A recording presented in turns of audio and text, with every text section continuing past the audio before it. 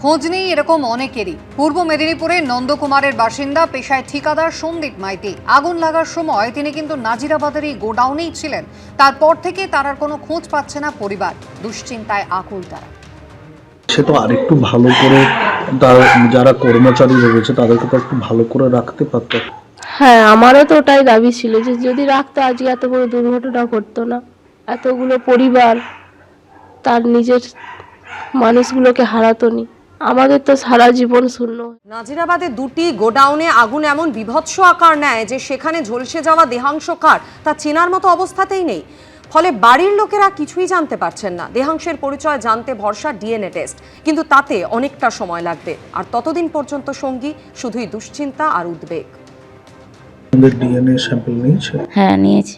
আমরাও একটা বলে এলাম প্রশাসনে যে যদি তারা কোথাও থাকে আপনারা খোঁজ নিন। ওখানে কালকে গিয়ে শুনলাম যে ওখানে ওই মালিক আজ 10 বছর না 6 বছর ওখানে ওই ফুলের ব্যবসা চালাচ্ছে, কিন্তু সেই কারিগররা যে থাকবে সে ব্যবস্থা কেন ভালোভাবে করেনি। গেটের বাইরেও কেন চাবি লাগানো হয়ে আছে। রাজনীতির উত্তাপ কিন্তু এই নাজিরাবাদকে ঘিরে ক্রমশই বাড়ছে। গতকাল শুভেন্দু অধিকারী তিনি তা বিজেপি বিধায়কদের সঙ্গে নিয়ে পৌঁছে গিয়েছিলেন আনন্দপুরের নাজিরাবাদে, যেখানে অগ্নিকাণ্ডের জায়গা সেখানেই।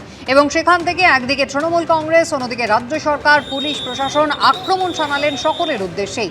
যদিও পাল্টা চুপ করে নেই তৃণমূল কংগ্রেস।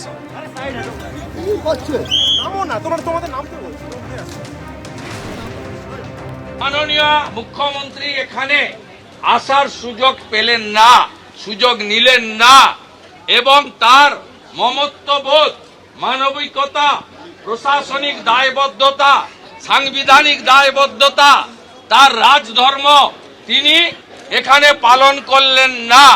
তাই আমাদের পক্ষ থেকে মুখ্যমন্ত্রীর এই আচরণের ঘোর নিন্দা জানাই। শুভেন্দু অধিকারী না বোঝেন বিজ্ঞান, না আছে তার রাজনৈতিক জ্ঞান। আজকে 163 করার অর্থ এই নয় যে শুভেন্দু অধিকারী যেতে পারবেন না। 163 করার অর্থ হচ্ছে 5 জনের বেশি মানুষ সেখানে অ্যাসেম্বল না হওয়া। তার কারণ এই মুহূর্তে এখনো সেখানে ফরেন্সিক এভিডেন্স কালেকশনের কাজ চলছে, এখনো ডিএনএ স্যাম্পল ম্যাচিংয়ের কাজ চলছে। যদি একলপ্তে শয়ে মানুষ একটা স্পটে গিয়ে উপস্থিত হন, খুব স্বাভাবিকভাবেই এভিডেন্স নষ্ট হওয়ার একটা চান্স থাকে। বুধবার নাজিরাবাদের অগ্নিকাণ্ডের জায়গার 100 মিটারের মধ্যে বিএনএসএস অর্থাৎ ভারতীয় নাগরিক সুরক্ষা সংহিতার 163 ধারা জারি করেছিল প্রশাসন। জানিয়ে গতকাল এলাকায় পৌঁছেই সরব হন শুভেন্দু অধিকারী। পাল্টা বিজেপিকে আক্রমণ করেছে তৃণমূল কংগ্রেস। এই মৃত্যুর জন্য যদি কেউ দায়ী হয়, রাজ্যের শাসক দল, স্থানীয় পুলিশ এবং এই রাজ্যের প্রশাসন দায়ী।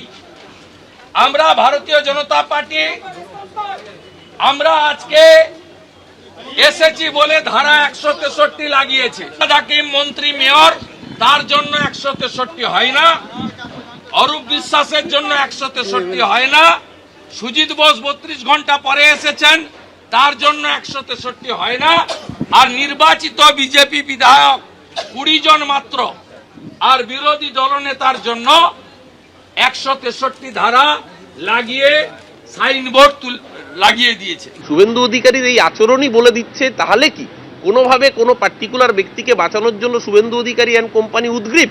কারণ কান টানলে কি মাথা চলে আসবে, সেই ভয় কি শুভেন্দু অধিকারীরও কাজ করছে? এবিপি আনন্দ, এগিয়ে থাকে, এগিয়ে রাখে।